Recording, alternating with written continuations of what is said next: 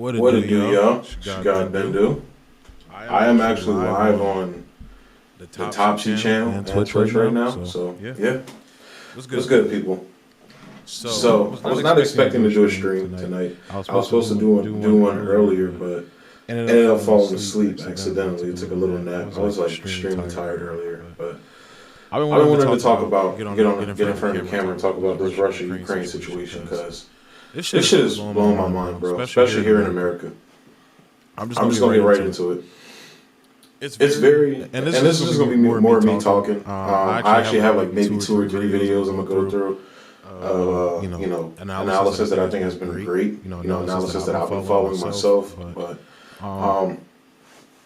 it's very weird. Not weird. It's very telling. I'll say that. It's very telling seeing the the American people's reaction to this Russia-Ukraine situation. You have the obvious liberals and neo-progressives who are just, oh my God, Putin's an imperialist, not even understanding what imperialism is. But oh my God, he's an imperialist, this, that, and the third. He's brutalizing the Ukrainian people by violating their sovereignty. The fact that any fucking American can talk about violations of sovereignty is hilarious. And I chalk it up to a lot of Americans just not knowing as well, but learn yourself something. That's what I would say. But then it devolves into, Daddy Trump will be doing better right now, or Papa Joe is doing A-OK. It's fucking dumb, honestly. Like, it's a lack of understanding of geopolitics, specifically what's been going on, with the whole Russia-NATO situation for the past 30 years. It's ignorant of the reality when it came to Trump's administration. A lot of the provocations he pushed forward with Russia and Putin. Yeah, man. It's very and echo. Oh, it's echo. Is there an echo? Let me see. It is. I apologize. Thank you. I thought I had that done, but I guess I didn't. But there we go. Is it good now? Let me know if it's good now.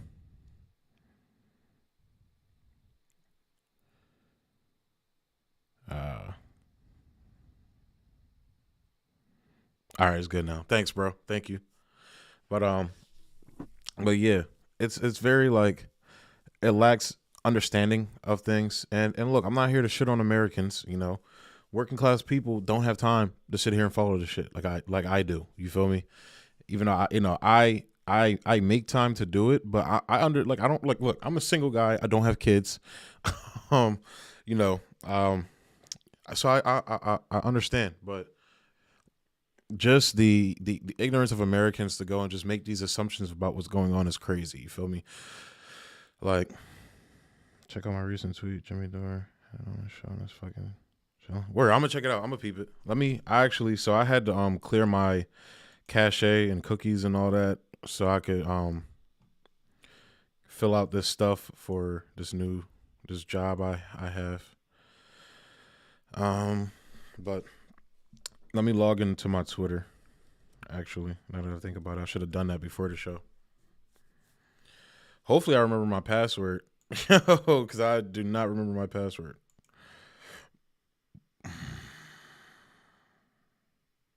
Boom, we're in. I remembered it. Yep, Russian troops are approaching Kiev apparently. And no, you can't necessarily believe the mainstream media because they've been lying to it. Like, I honestly do feel that Russiagate is part of the reason why we're here right now. I genuinely believe that. I wholeheartedly believe that. Russiagate is a big reason why we're here right now. Did Jimmy Dore stream tonight or last night? Because I probably missed it. I probably missed it.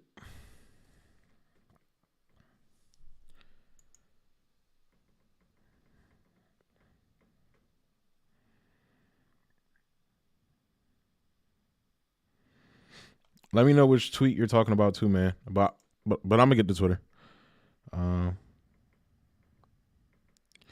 I don't use a manager. Like, I just click save password whenever they ask me to save my password. I know I've gotten out of the habit of doing that lately because I know that they use it to, basically spy on you and track you and shit. So I have made it a habit of writing down my password so I could turn off all of that Google password saver stuff. Oh, okay, I got you. I got you. I see. I saw it. I'll get to it. I'm gonna get to it. But but yeah, this Russia situation is very, it sucks for the Ukrainian people. That's what really matters. The Ukrainian people are going to suffer, and this isn't a, I'm not here to say what Putin's doing is good. You feel me? I don't know which, like, I just know when I type in, like, when I log into something and I haven't logged into it yet, Google asks me if I want to save my password, and then I just say I've always saved them, but now, like I said, I'm more conscientious of that. I started writing down my password so I don't have to do that. I've actually been going through and changing them. I know I got to change the password for Chrome. Yeah, I got to change my passwords for Topsy and a couple other things, but yeah. One of the things, just, and look, I'm not saying the whole Ukrainian, people, the government, all of them are Nazis, but that's one of the aspects that people aren't talking about here, is that that there's a grouping of people in their government, in their military, that are literal fucking, they're neo-Nazis. There's no way around it. Yes, please help me, bro. Yeah, we got to hop on the call and actually talk, bro. I feel like we've only been talking on Twitter. We definitely got to connect and talk. Um, but yeah, but that's an element that people aren't taking into account, and why this is happening. Given the history of Russia's history with Nazis, and specifically Ukraine. Yep, and Ukraine. Yo was good. CJG11 was good. But given the history, yeah, sure. Let me know suggestions.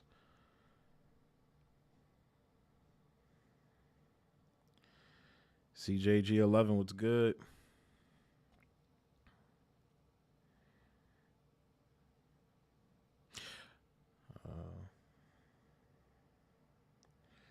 AP said that some photos being shown as Russia bombing Ukraine were actually. Yeah, exactly. That's one of the things I was going to get to.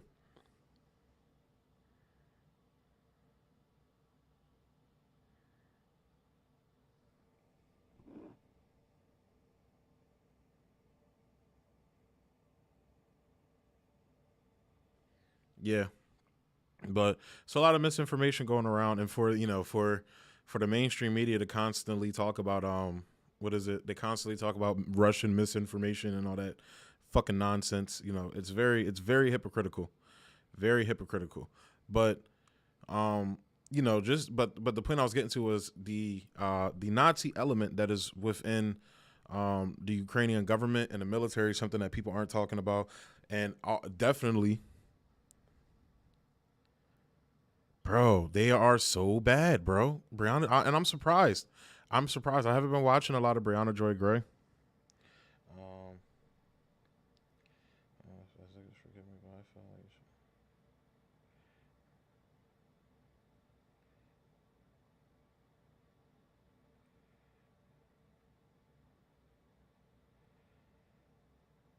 all right. Well, I'll try. I'll try that. I just.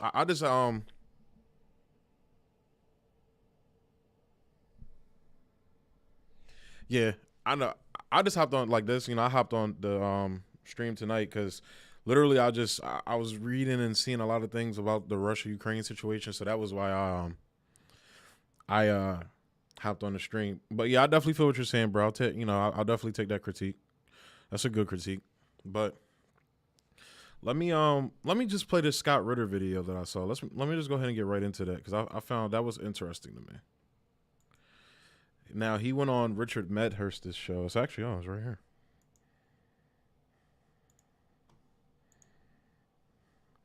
And Richard, I would recommend checking out Richard Medhurst's coverage. How many times has this happened to you? The demon under the bed snags your vulnerable.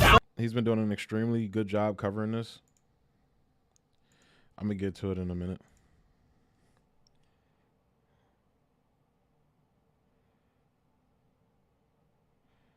Strip was dishonest as hell about this. Didn't mention the 2014 coup and didn't disclose that her guest Matt effing Dust worked for an outlet that took money from weapons contractors. MSNBC. Exactly. to. Yeah, yeah, I do. We gonna talk, bro. We gonna talk. We gonna talk. Cause I definitely, I definitely need to learn me something when it comes to the streaming stuff. I'm slowly getting the hang of it though. But let me go ahead. I'm gonna bring up the full screen so y'all can see. Oh, I have to. Give me 1 second. Sorry about that, guys.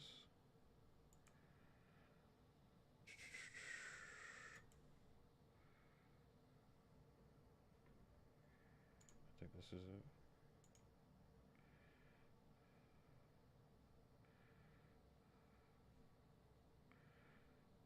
Oh.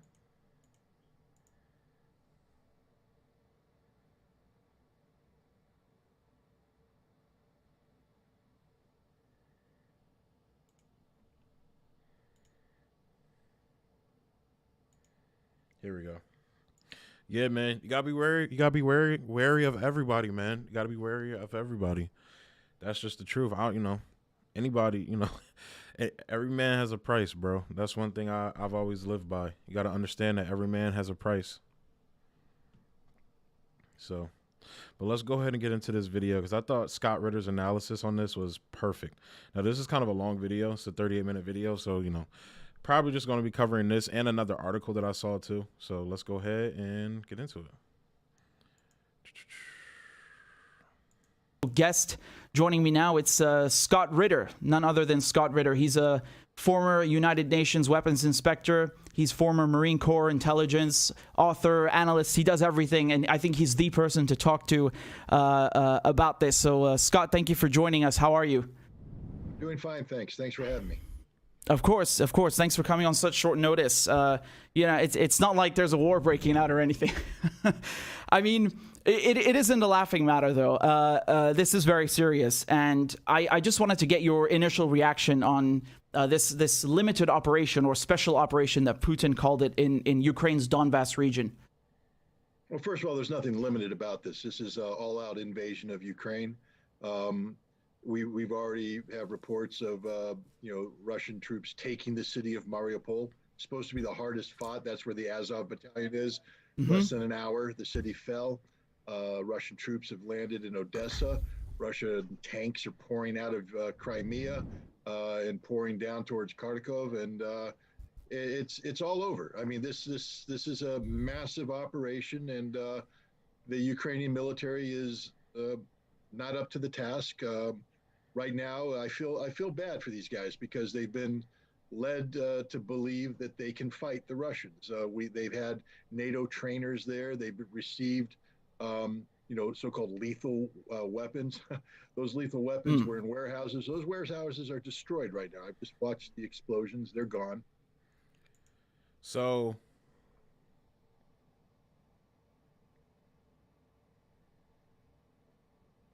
yeah, exactly.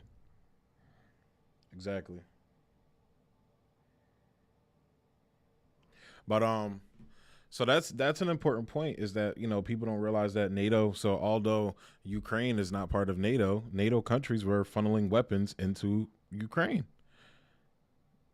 And like, just imagine if Russia was doing this with Mexico. They formed, they wanted to court Mexico into a military alignment, a military coalition that is offensive in nature. By the way, NATO is offensive in nature, but a military coalition, and started funneling weapons on Mexico's border. The United States would lose its fucking shit, like it did during the Cuban Missile Crisis. But that situation is different because the United States actually invaded Cuba prior, or attempted to invade Cuba.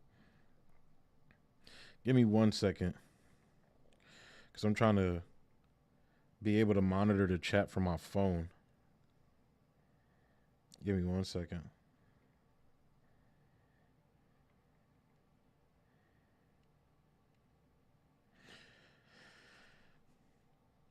I don't look, man. Like I said, every man has his price. For me, man, like, it would have to be good. I couldn't tell you, bro. I feel like no person would tell you that, honestly. Like, and I'll say, as of right now, I don't know. I really don't know.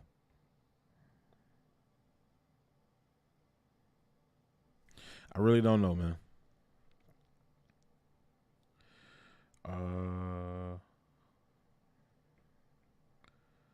Give me 1 second. Sorry, guys.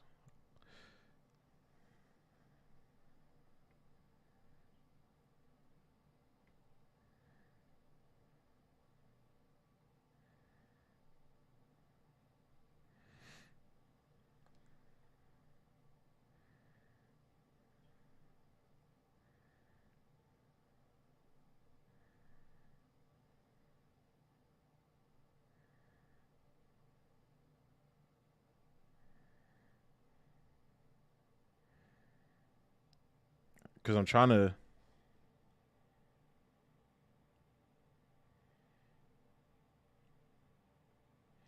I mean, yeah, I guess it's not. It wouldn't be attention for me. It would probably honestly be power, not necessarily wealth or money. That's not my thing. You feel me? I'm not into the whole. Like, I want wealth to be able to change the world. Honestly, if that, like a lot of my goals and ambitions that I have is to, you know, is to let me go back to the main screen so until I get it set up. But a lot of my goals, would require money that I'm trying to do. So I guess it would be money, but that in my mind, I would, say that negates I'm poor, have no insurance, and haven't been to the doctor in years, which means I could easily be bought. LMAO. Don't see why these motherfuckers like Kalinsky and Ball, who always have money, sell out. It's clear they aren't just getting it wrong. Exactly. That's the thing now. Like, Kyle is just doubling down on being dumb. Honestly, I'll tweet it out. I said, Kyle, at this point, Kyle's Jink Jr. He might as well have just stayed with TYT at this point.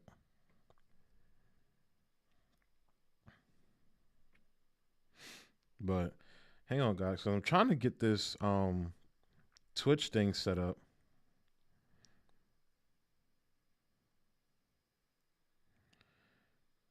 Inventing a video that brainwashes everyone who watches it. That's hilarious. Hang on, guys. I'm going to go to a card so I can get this set up, and I'll be right back.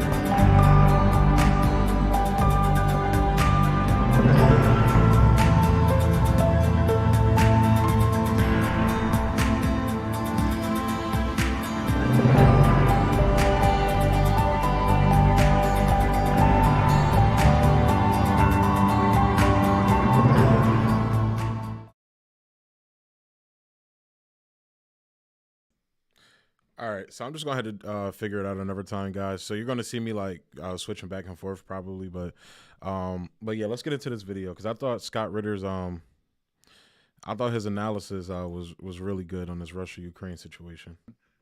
Any Ukrainian who tries to use a Javelin missile will be dead the second they try to use it. But they can't communicate, they can't move, they can't do anything. All they can do is surrender or die. That's the reality of it. This is an operation that will demilitarize Ukraine. Well, Putin, in his announcement, he said that it's limited, and he said it's just in the Donbass region. You said it's not limited. I was just about to show. Yeah, and clearly this is not. So this is from when the attacks first happened that night. So they're clearly marching into Kiev. So clips of explosions in Kiev or Kiev, however it's pronounced. I've been pronounced Kiev from now on. Right. Exactly. Yeah. They differ from Russian to Ukrainian, right? So he's been saying it's limited. You're saying it's not. I mean, who are we supposed to believe here? Because the Western media, I mean, they said he's going to invade for a long time now, right? And even when he sent the so-called peacekeepers the other day, they called that an invasion as well. The White House called it an invasion. So it was the invasion 2 days ago, or is it today, or is it both? Look, I just, I let the facts speak for themselves. You're going to see paratroopers in Kiev. You're going to they already have paratroopers in Odessa. Naval infantry has taken Mariupol, and the tanks are pouring in. Call it what you want. That's just what it is. That's the reality. He said it was a limited operation for Donbass, but he also said that they're going to demilitarize and denazify Ukraine. That means Right. And there it goes. So that is one of the aspects that people are not talking about. That's when wow, I didn't even go to the full screen. But yeah, so the whole denazify thing and demilitarize, like, again, that goes to the point that I was talking about, that you have, these elements of, of neo-Nazis in Ukraine via the Azov battalion. And even I've been hearing, some other people involved with it as well. But, the Azov, like literally, and Scott Ritter's going to get into it. So let's just let's get back into the video and I'll comment on it. Sorry guys, I didn't put it into the full screen. I'm dumb right now. This is like a random spur of the moment stream too, by the way, so bear with me. Two things. One, the Ukrainian military will cease to exist. There will be no Ukrainian military when this is finished. And two, the Ukrainian government's gone because it's a Nazi regime. Not because I say so, but because President Putin has labeled it as such. And, this is a Russian operation. We in the West can sit back there and shake our heads, wag our fingers. It doesn't matter. The reality is made by Russia, and that reality is transpiring on the ground right now. Afterwards, we can dissect it and criticize it, et cetera. But, right now, I just let the facts speak for themselves. And the facts are Russia is overrunning Ukraine as we speak. Right. I mean, he said that those exact words, that he wants to denazify Ukraine. He said something along the lines of, "Your ancestors fought the Nazis. How dare you collaborate with them now or become neo-Nazis?" I didn't get the exact translation. We haven't had a proper one yet, but yeah. So what does he mean by that? It's not just the Azov battalion. It's beyond that. It's the entire Ukrainian military, as you said. Is that what's being labeled Nazi now? I don't want to denigrate the entire Ukrainian military. I'm sure that it's staffed by professional officers and soldiers who believe in the defense of Ukraine, but they've allowed themselves to be infiltrated by a radical right-wing nationalistic element whose loyalties are to a Ukrainian nationalist named Bandera, who fought on the side of the Nazis during World War II. Yep. Again, this is something that most Americans don't know. So when you see people putting up, the Ukrainian the Ukrainian flag and things like that and condemning Russia, I wonder if they would be doing the same, or it would be more nuanced in their heads if they were privy to this information. But the mainstream media is not talking about it. Obviously, when social media is a fucking cesspool of retardation sometimes in my mind. So you're definitely not going to get a accurate analysis on that front. So it's a lot of bullshit going around. It's definitely a lot of bullshit going around when it comes to that. And hang on. Yeah, so this is the type of information I want Americans to be privy to, man, basically. And I feel like they're not. Obviously, Richard is a great journalist, but he's never going to be allowed on mainstream outlets. He does reporting for RT and I believe Press TV, if I'm not mistaken, and a couple other outlets that they consider enemy outlets or propaganda, basically. And I don't get how they can say with a straight face that RT and Press TV are propaganda when you look at what CNN's doing on a daily fucking basis, as well as Fox News. When they have their guy in the office, they do their fair share of propaganda as well. So, but yeah, they've torn down memorials to the Soviet liberators from World War II, and instead they've put up monuments celebrating Ukrainians who fought for the 12th SS Panzer Division. SS Panzer Division. Yep. I mean, it doesn't get any more Nazi than that. And so, there's two categories of Nazis in Ukraine. There are those who are actual Nazis, and there's thousands of them. And there's those who tolerate it, who are facilitators of this radical right-wing hateful ideology. And we in the West can sit here and go, well, come on, don't overreact. It's not that big of a deal. For the Russians, it's a huge deal. 30 million dead is a big deal. Yeah. This resonates with the Russian psyche in a way that no one in the West will understand or comprehend. So while there's a temptation. So I believe we lost like 300,000, I believe. Hang on, let me Google that. How many Americans died in World War II?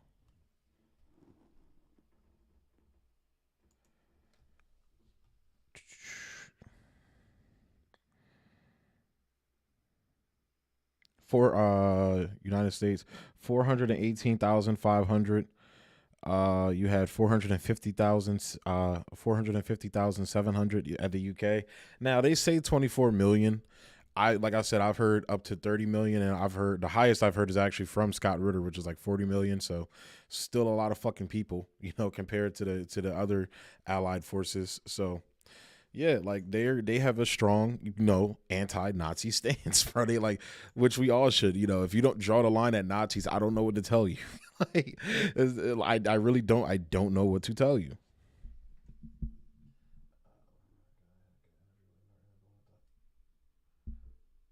Yeah, he did. He did. He was on. What are they called? Gray Zone not too long ago. Yeah, it's a shame that Ben Norton left because he got brain rot when it comes to COVID. It's very shameful. Very, it's a shame. It really is, because I thought he was doing good work there. I still think he's doing good work. His COVID work is complete dog shit, in my opinion. That's my opinion, though. I think Ben Norton is one of these ideologues that get caught up in the left-right divide so much that they can't see the reality. They can't see the reality on the ground. They can only look at situations through that left-right lens. So unfortunately, that's the trap he's falling into. But yeah, it sucks. I may actually talk about that in another stream sometime. I usually don't like talking about the personalities, just like either like praising them or shitting on them, because, it doesn't necessarily matter about them. It's about the information they give. But with that, it's just like you literally left the outlet where you were doing great work because of COVID. It's a shame. It's really a shame. It really is. But getting off topic. But yeah. In the West to say, this is just Putin exaggerating. This is Putin making a mountain out of a molehill. No, it's not. It needs to be taken seriously. It should have been taken seriously. I think there's a lot of people waking up right now, understanding that maybe we should have listened more carefully to what the Russian president was saying. And had we listened and taken action, this war could have been prevented. But now it's too late. The war's on, and Ukraine, as we know it, is never going to exist again. Well, I mean, that SS division that you were mentioning, I know of it because they massacred a village in France, right? Oradour. A very, very powerful poem. And of course, my grandfather fought in World War II, RAF. So that's always resonated with me. And the Russians lost much more than we did, Brits and Americans. So I agree with you. It's a much more potent thing for them. But when you say that this is all because, the West hasn't listened to Russia's demands or Russia's concerns. The big elephant in the room here is NATO expansion, right? Do you think, I'm just going to ask you very, straight up, very clearly, do you think that this could have been avoided if, Ukraine had come out and said, we're not going to join NATO, or the West had said, we're not going to accept Ukraine, and that's final? Yes, this war would not be happening if that had happened. That creates room for a diplomatic settlement, because there's still a lot of problems between Russia and the West.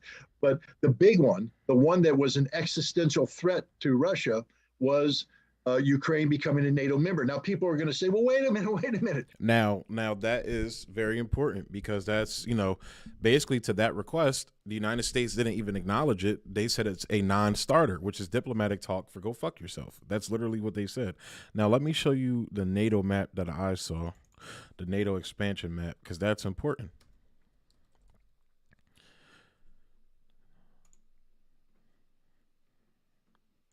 It's a lot of them, but this is just, I like this one because I feel like it's the most detailed. So here you have it. Can I make this full? Yes, here you have it. So, from 1999, 1999 onwards, look at, they added Estonia, Latvia, Lithuania, Slovakia, Hungary. That was in 04, in 09. They just kept adding countries and adding countries. Turkey, we already knew Turkey was one, but yeah, now the pink are, dialogue between NATO and Ukraine. I mean, between the dialogue between NATO and Ukraine and Georgia as well. So the fact that, this is something that the United States and the West and NATO, when they had their negotiations with Russia, back in the 90s, was to not allow this to happen. Well, the United States has been doing it anyway, and encroaching on their border. And now they have a NATO, basically a de facto NATO nation on their border, where they're funneling weapons to, which is insane, and stoking on a civil war in the country. And literally, they are the reason why I got overthrown. They staged a coup in the country. Like, if Russia was doing this crap on the United States' border, the United States would not be fucking tolerating it. Even though they the open door policy, Ukraine wasn't going to become a member for 10 years. That's what Germany was saying. This isn't going to happen for at least 10 years. So why the urgency? There's membership and then there's de facto membership. Okay, right now what was happening in Ukraine was that NATO was pouring in billions of dollars of weaponry. They were sending in hundreds and thousands of trainers who were training Ukrainian military to become a de facto proxy of NATO. I mean, Ukraine had already been a proxy of NATO. They deployed troops to Iraq. They deployed troops to Afghanistan. They were training to NATO standards. Right. So from a Russian perspective, it doesn't matter if you're a NATO member. You're acting as if you were a NATO member, and therefore Russia said, stop, cease and desist. We don't tolerate it. And they made it a red line. Now, in the United States, we've become accustomed to presidents drawing red lines and then ignoring them. Well, Putin drew a red line. There's no ignoring this. He's acting on it. And like I said, it's time for the West to wake up. It doesn't mean we surrender. I mean, the last thing anybody should do right now is say we're going to give Russia everything they want. Because that's not how you react after something of this magnitude. You don't, let the tiger think he can eat everybody in the room. But you don't want to go to war either.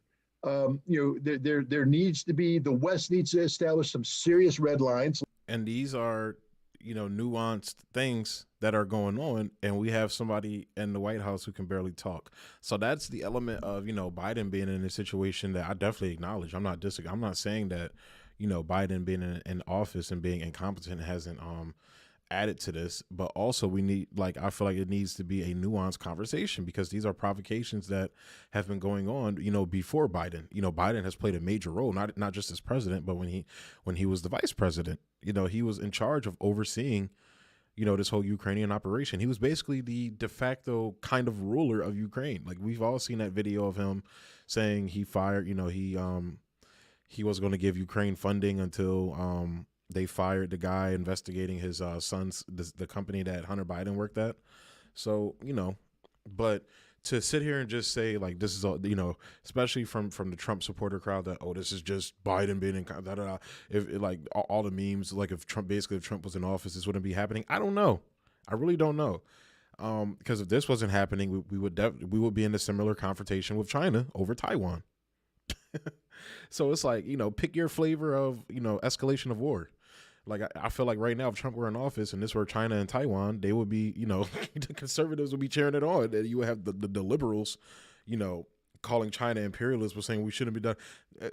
Roles would essentially be flipped. Nobody's principled in an anti-interventionist, anti-imperialist stance, because if they were, people would have been raising hell back in 2014 when Obama was staging a coup there. People would have been raising hell so they weren't mad about Trump not sending the weapons to Ukraine. They were mad about him basically saying he wants the Ukrainian government to investigate Burisma and Hunter Biden and all that. They were more mad about that, not him sending weapons to neo-Nazis. They were actually like arguing you need to give that aid to Ukraine. That was the whole point of them impeaching Trump the first time. And it was more into it, like, there was more added to it as well, but that's essentially what this was about, what that was about. So it's insanity, man. It's insanity. Nobody has a principled anti-imperialist stance except for some people I see in indie media. And that's it. A couple people online. It's insanity, man. But continuing. It's like the Polish border, the Romanian border, the Baltic states. Actually, because this is kind of a long video. It was a certain part that was in here. Ukraine had an opportunity to become a neutral state. Yes, this is important. We do have still 5 countries surrounding Russia, 5 NATO countries. So yeah, so look, so I'm just gonna go ahead and get to this RT article that I was talking about earlier. So Ukraine, I know it's RT, but in my opinion, RT does a better reporting. They're better than the mainstream media. So take it with a grain of salt, I guess, because it's RT. But Ukraine ready to discuss neutrality, Zelensky says. The Ukrainian president says Kiev has been left to fend for itself as NATO is afraid to give it any guarantees. And again, this is this is basically, now Aaron Matei had this great tweet. Actually, let me pull that up. Talking about exactly this. Aaron Buzzsaw Matei, as everybody calls him.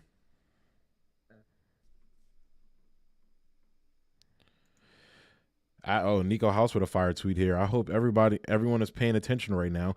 Every single Western imperialist nation is sounding off against Russia. Those same nations said nothing when the U.S. staged a coup in Ukraine, and said nothing since Kiev has been taking lives in the Donbass region since then. 14,000, by the way. 14,000. Now you see this ghost of Kiev bullshit trending on here now. This is insanity, man. This is insanity. This is what I've been seeing all day. Apparently, there's a Ukrainian Fulcrum pilot who's already chalked off 6 air-to-air kills today against Russian forces. 2 Su-35s, 1 Su-27, 1 MiG-29, 2 Su-25s. He's being called the Ghost of Kiev. Godspeed and happy hunting. God, good fucking gracious. Do you again, like I said, there's a portion of the Ukrainian military and government that are fucking neo-Nazis, you could very likely be cheering on a fucking Nazi, which is fucking insanity. But Americans don't fucking know that because they're dumb. Some of them are. I'm not going to say all Americans are dumb, but propagandized is the better word. Propagandized. But Aaron Buzzsaw Matei had this fire tweet, talking about exactly what this article is talking about. Here we go. Biden rejected Russia's offer to keep Ukraine neutral and help sabotage the Minsk Accords, which could have prevented war. Since he's now hanging Ukraine out to dry, perhaps Kiev can hire Hunter Biden for $80,000 a month for his expertise on how to navigate his dad's crisis. And he followed up by saying, if you're offended by this tweet, I'm more offended by Biden and company treating Ukraine as cannon fodder, backing the 2014 coup, arming neo-Nazis, sabotaging Minsk, refusing to budge on a NATO pledge he knows is futile anyway, and not preventing a war that he knew would result. Now, this is also something he said for the U.S. Project of turning Ukraine into a vassal state while pretending to care about its sovereignty. You couldn't have picked a worse face than the guy who helped organize the coup of 2014, then got his son a lucrative gas company board seat in the immediate aftermath. Everything Aaron Matei is saying is facts. Now, I see Margaret Kennedy tweeted something. She said, the mass killer of Libyans has thoughts, whatever. So I'm going to go ahead and give that a like. And I'll read those. I'll probably cover that tomorrow when I do a stream tomorrow. But according to the West, of leaving Ukraine to face Moscow alone, President Volodymyr Zelensky said on Friday he was not afraid to negotiate an end to the Russian invasion, but would need security guarantees to do so. Speaking in the early hours of the morning from Kiev, Zelensky said he had reached out to partners in the West to tell them that Ukraine's fate was at stake. I asked them, "Are you with us?" Zelensky said. They answered that they are with us, but they don't want to take us into the alliance. I've asked 27 leaders of Europe if Ukraine will be in NATO. I've asked them directly. All are afraid and did not respond. Yeah, that's kind of like they're basically saying you're ugly, bro. This is you asking the girl, like, are we together? And like, nah, bro. Yo, like, this is like, you were never going to become part of NATO. Everybody knew this. This was always said. This was always a thing. I don't understand, bro. I really don't understand this. I really don't understand. How do you knew what was going on? You had to have known. You're not unless you're just a moron. That's like, you had to have known this. But we were left by ourselves. Who was ready to go to war for us? Honestly, I don't see anybody who was ready to give Ukraine guarantees of NATO membership. Honestly, everybody is afraid, the president added. Russia sent troops to Ukraine on Thursday with President Vladimir Putin declaring a special military operation to demilitarize and denazify the country. Moscow has since told Kiev that it would consider negotiating with the Zelensky government if it agrees to discuss neutral status for the country, among other things. In an address on Friday, Zelensky said he is open to talking about the possibility of a neutral status for Ukraine, but insisted that his country needs third-party guarantees. We are not afraid of Russia. We are not afraid to talk with Russia, talk about everything.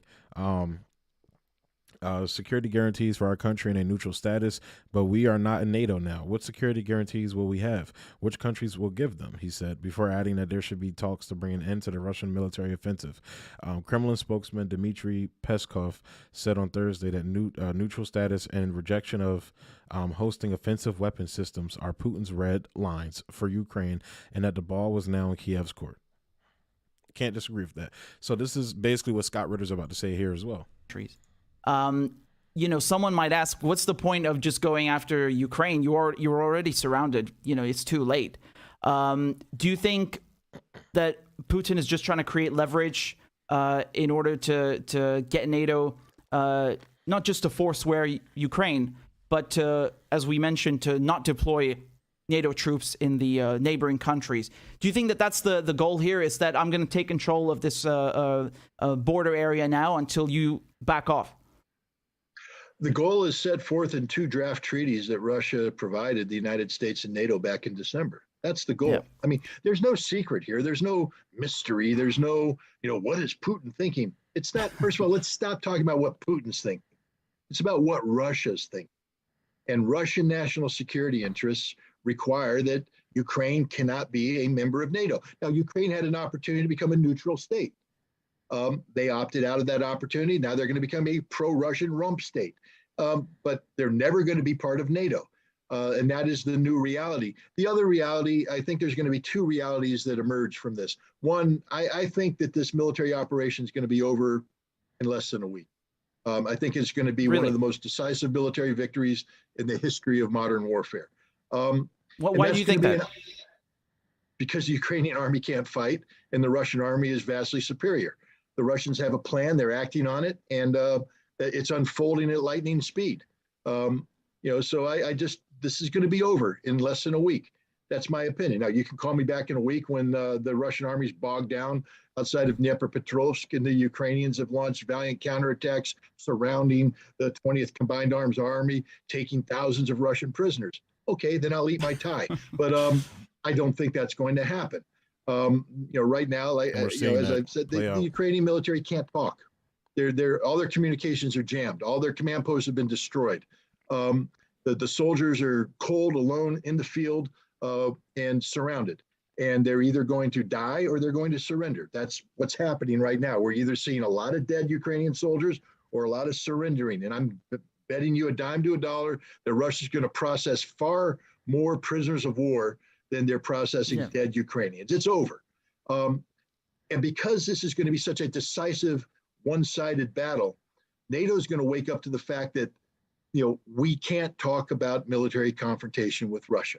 We can talk about defending ourselves, but we need to recognize that in order to challenge Russia, we will have to spend hundreds of billions of dollars that we don't have. We don't have. NATO is stopped spending money on defense.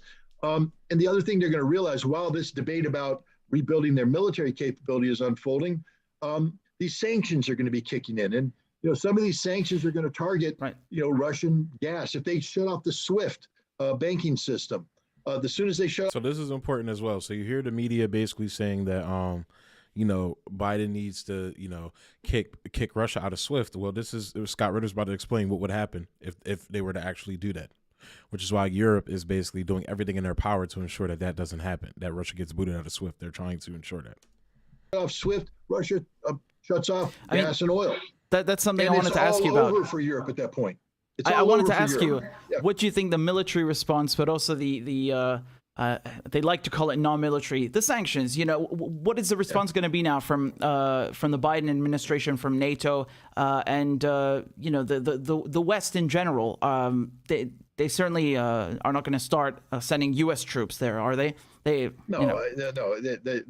I mean, you hear some ridiculous talk about, from the Ukrainian ambassador about NATO invoking Article 4, and and he wants NATO to come to the rescue, even though they don't get Article 5 protection. The collective defense.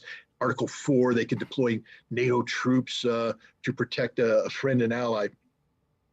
Just not going to happen. NATO is going to realize that to rebuild their military is going to take a lot of time and a lot of money.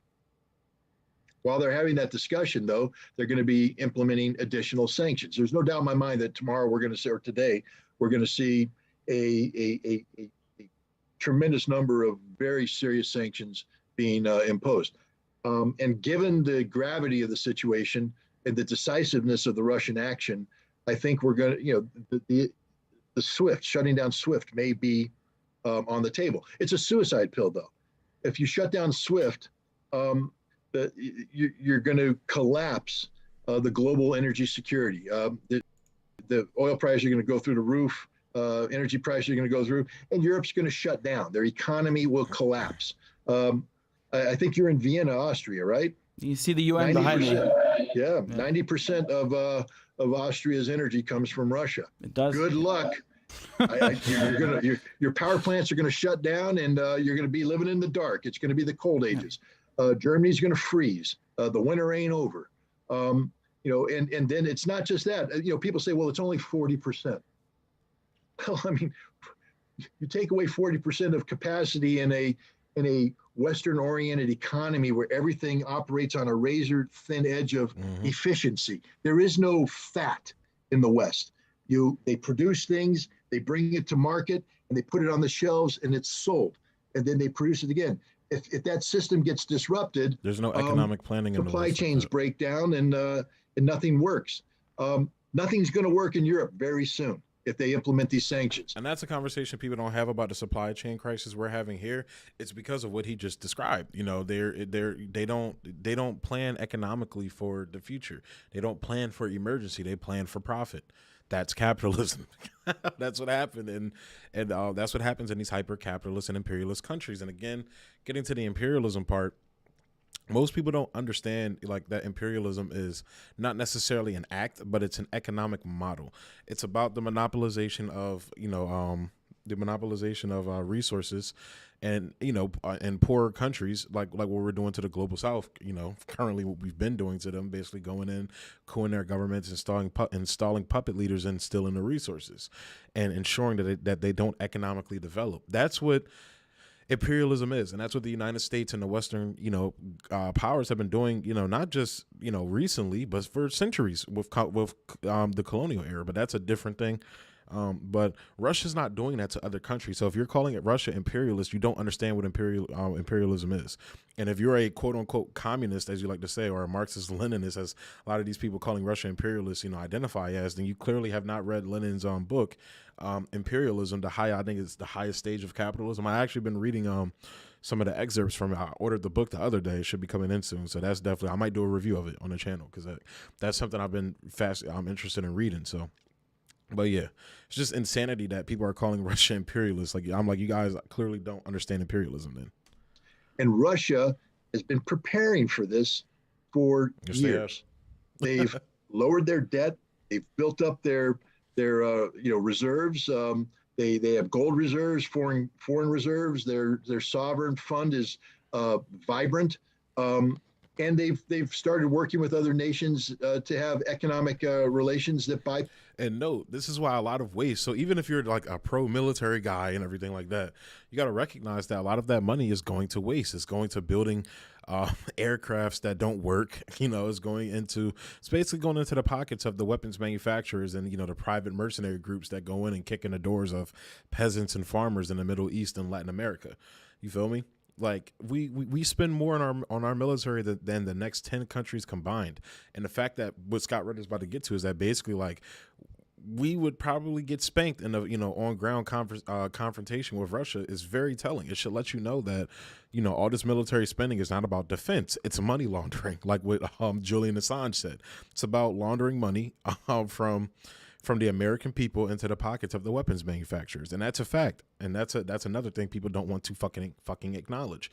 They just want to like point out like this, like, the military so pussy nowadays, this, that, and the third. And for multiple different reasons and everything.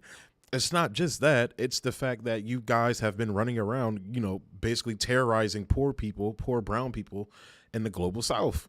That's just the fact of the matter. And that, people don't have, like I said, a lot of the people's opinions on this situation it lacks a lot of nuance. It reeks of American exceptionalism, if you ask me, but it reeks of the basically American exceptionalism in crisis. People are starting to realize, I think, finally, what I've been saying for a long time: the switch from a unipolar world to a multipolar world. Now, and I'm not saying the multipolar world is necessarily, going to be, a paradise or anything, but it's something that Americans need to acknowledge and look at and see how we can use this shift to benefit us. Instead of running around screaming about China being imperialist or Russia being imperialist, or they're the devil, they're the new Nazis, they're the new what is it, the new axis of evil and all that. Like that's let the elites throw that bullshit out there. We need to be getting together, figuring out how we can use this to our advantage to change our situation here as the working class in America. So Pass SWIFT. So it's just the West that's committing suicide by doing this. And so I think Russia will be able to wait out the sanctions. And, the interesting thing about Europe is there's all these democratically elected officials right now who are destroying the economic well-being of their constituents. James Carville, a famous Democratic presidential consultant, said when Bill Clinton. So that's a point. Talking about that, you said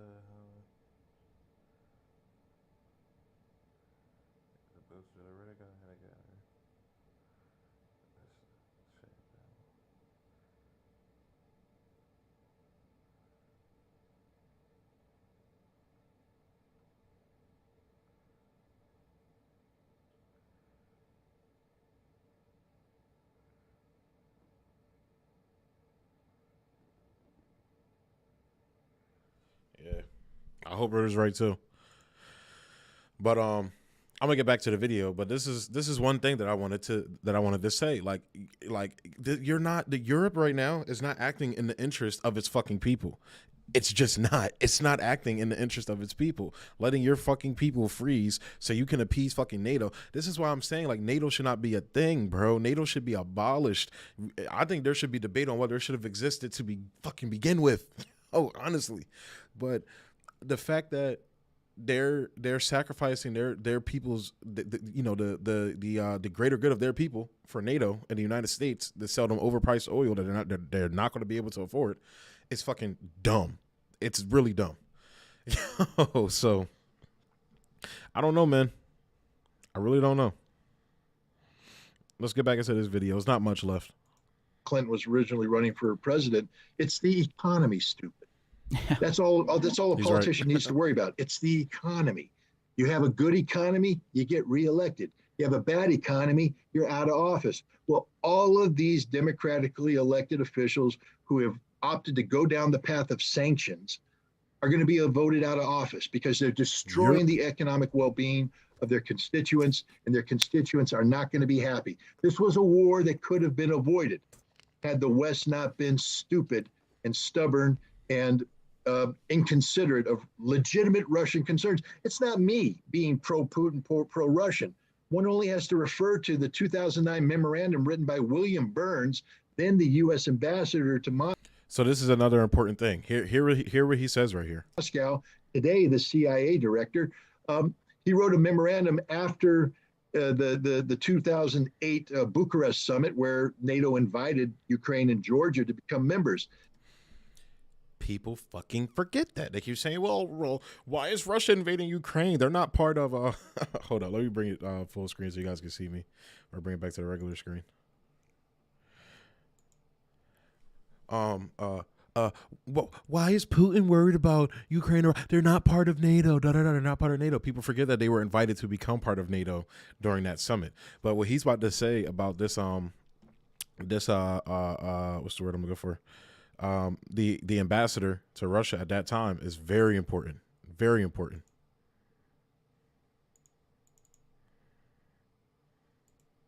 And he wrote it, it said, "Niet" means "niet," meaning no means no.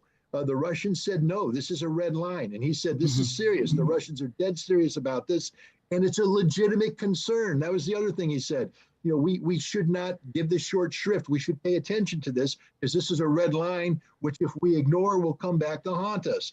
He said that in 2009. People should have listened to him, because had we listened to him, we wouldn't be in the situation today. We wouldn't have sought to invite, you know, people have to feel sorry for Ukraine and Georgia. They've been dangled the false promise of NATO membership. They will never be NATO members, ever. They don't qualify, and Russia will never let it happen. And so NATO, instead of recognizing reality, speaks of an open door policy. There is no open door policy. Read Article 10 of the NATO Charter. Article 10 says that if a nation in Europe qualifies for membership and applies for membership, then NATO will consider it only if inclusion improves the security of the NATO alliance. There's not a single person who can articulate how Ukraine and Georgia's membership in NATO improves NATO's alliance, especially when Russia has said, if you do this, it'll put us in conflict with you. So this is just a falsehood that's been propagated by the Secretary General of NATO, by Tony Blinken, by Biden, and by others. There is no open door policy. It doesn't exist. It's a fiction.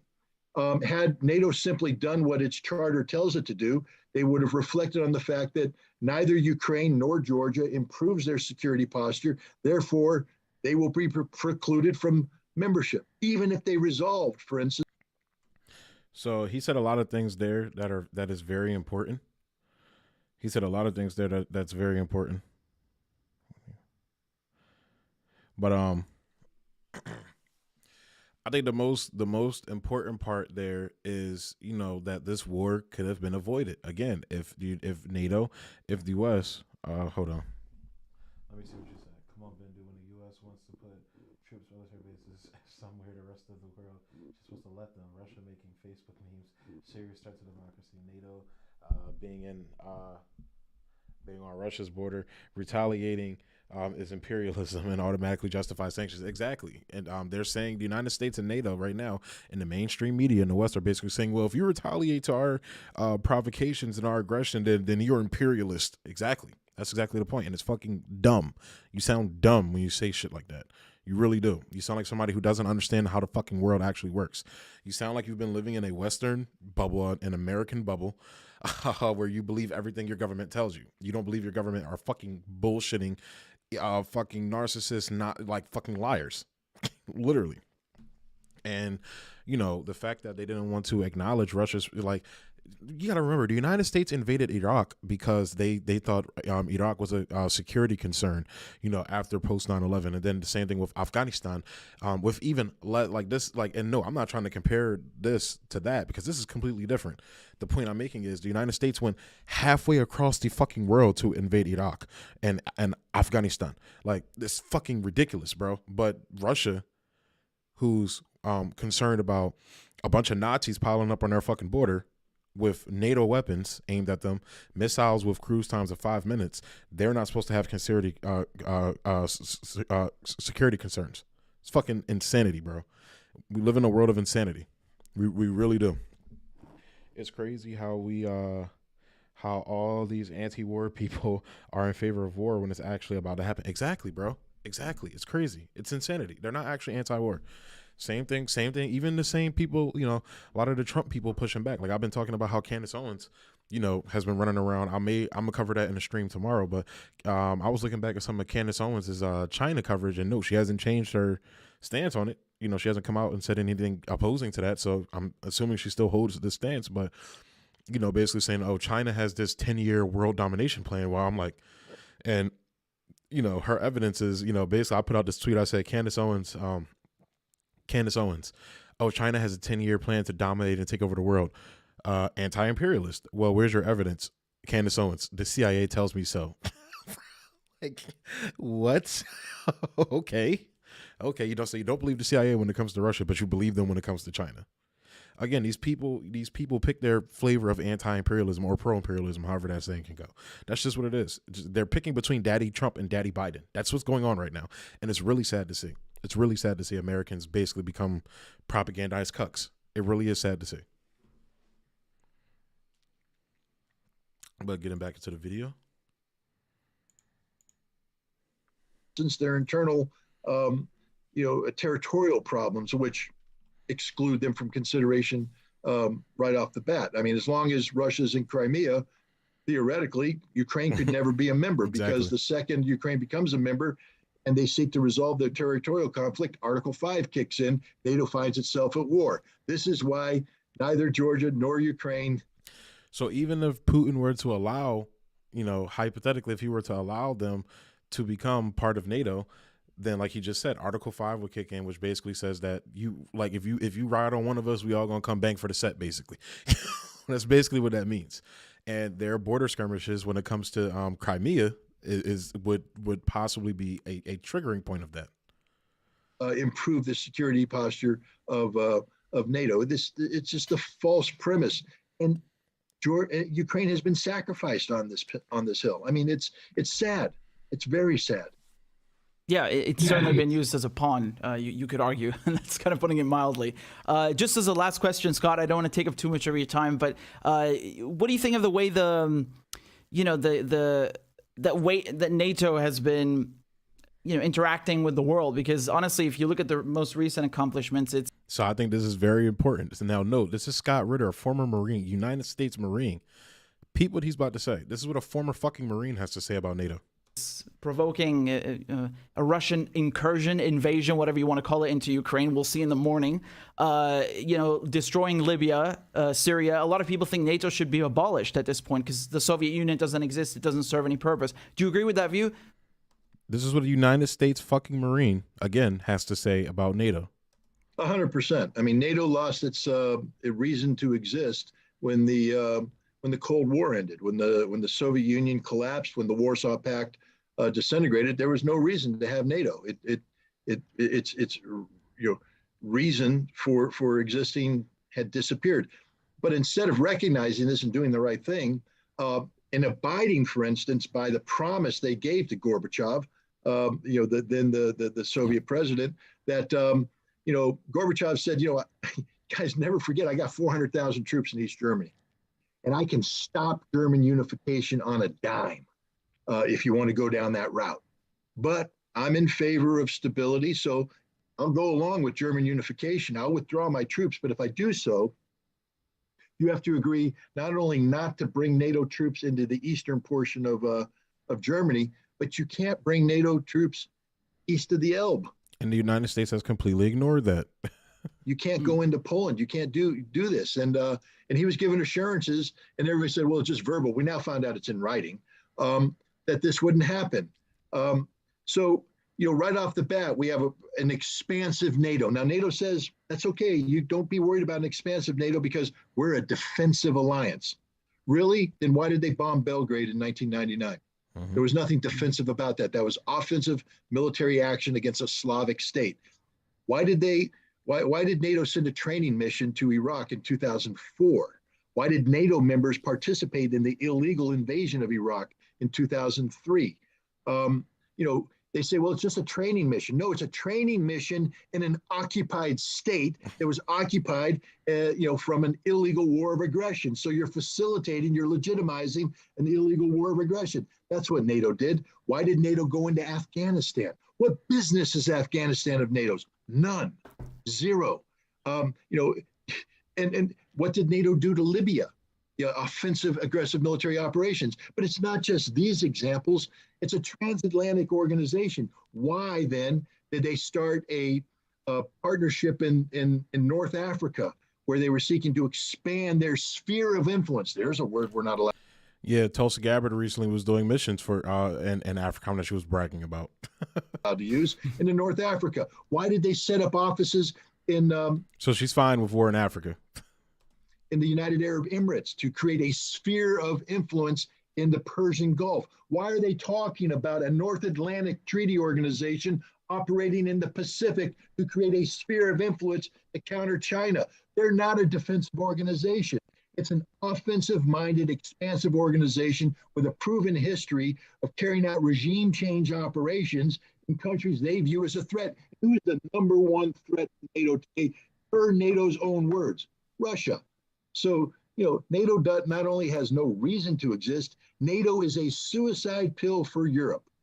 And it's high time Europe recognizes that. And I think one of the byproducts of this current crisis, this debacle, this tragedy, whatever you want to call it in Ukraine, because there's nothing good about it. I mean, I'm happy the Nazis are being kicked out and that, but there's nothing good about what's happening. This is a human tragedy of a horrendous scale. But the one thing that can come out of this is maybe Europe will wake up that there is no legitimate reason to continue the NATO alliance, and that maybe people like Macron can start putting forward this concept of a new European security framework that respects Russia's spheres of influence. So, yeah.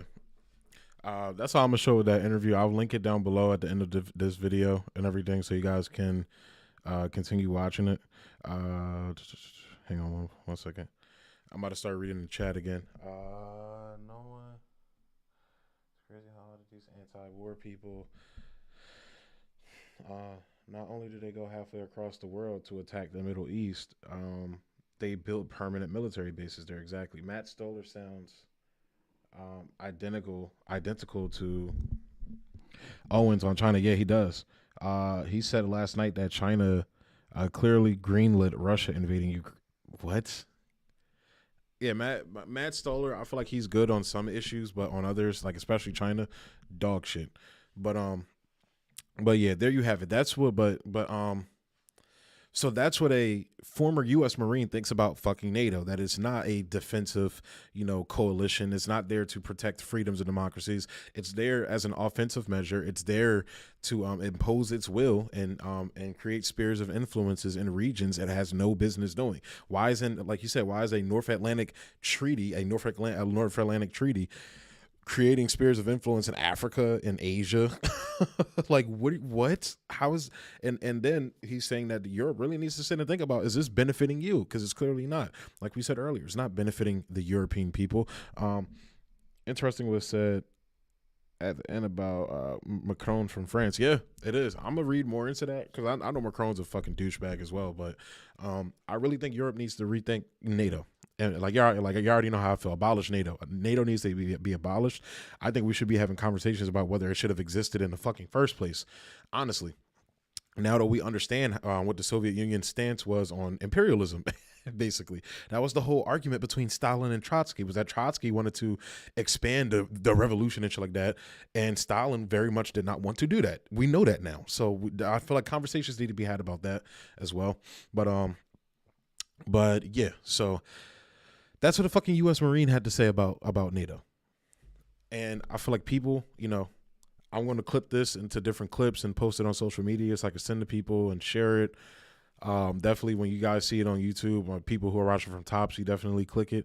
If you're watching on Twitch, go by to my YouTube channel, American Autopsy. It's all of the links for my social media are up there. But yeah, we need to get the truth out to Americans about this situation. It's a fuck situation. I am not saying Russia is 100% in the right here, but they're mostly in the right, in my opinion. They're not 100% in the right, but mostly, in my opinion, given the history that's been going on. Like, when you look at it, like, literally, like, that whole video, this whole time all you got to do is show somebody this map. Explain to them the negotiations Russia did to negotiate, about NATO to reunify Germany, and then show them this map. And if they still don't understand it, then they don't understand. I don't know what to tell them. I don't know what to tell you at that point. Hold on, you didn't see the map. I forgot. Literally, just like, so if you have people that are spewing that bullshit propaganda, literally show them this fucking map, literally, and explain to them, the negotiations that Russia had with the West in the 90s. And then if they don't understand it, I don't know what to tell. At that point, I don't know what to say. All you have to do is show that map. Literally. Oh my God, guys. So yeah, it's just insanity, man. So I'm definitely going to be talking about this more on different streams. Look out for that. I think I'm gonna go ahead and close this one out though, guys. It's been a pleasure rocking out with y'all. Thank you for rocking out with me. If true, that's a good sign. Because I saw something earlier about Ukraine asking France to help negotiate with Russia. Yeah, as they should. They should have been doing this from the beginning, man. If Ukraine would have followed Minsk, and the United States would have kept his word, and basically, getting Ukraine to follow Minsk, we wouldn't be in this situation. We honestly wouldn't.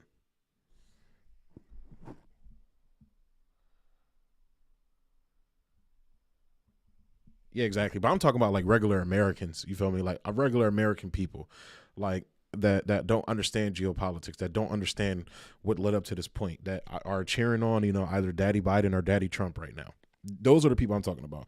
I already know the media figures and the media heads are fucking bullshitting ass liars. I already know that. I'm talking about actual American people. So, but yeah, man, it's crazy, man. It's insanity, and the media's doing what they usually do, pushing us right into a war. They're creating their manufacturing consent. And it's a shame that the guy who wrote manufacturing consent is pushing the media propaganda when it comes to COVID. It's a fucking shame, because now it kind of, in some people's eyes, it may invalidate his work on manufacturing consent. But yeah, man, they're manufacturing consent for World War III right now. That's literally what the media is doing. AOC is too. Oh, by the way, before I hop off the stream, I'll save it for tomorrow, because I'm gonna do a stream tomorrow. I'll save the AOC stuff for tomorrow. I'll do a segment about it tomorrow. But yeah, guys, thanks for rocking out with me, man. I'm gonna stay on and check out your chats. Before I hop off. But yeah, man, it's craziness. Got a couple people watching.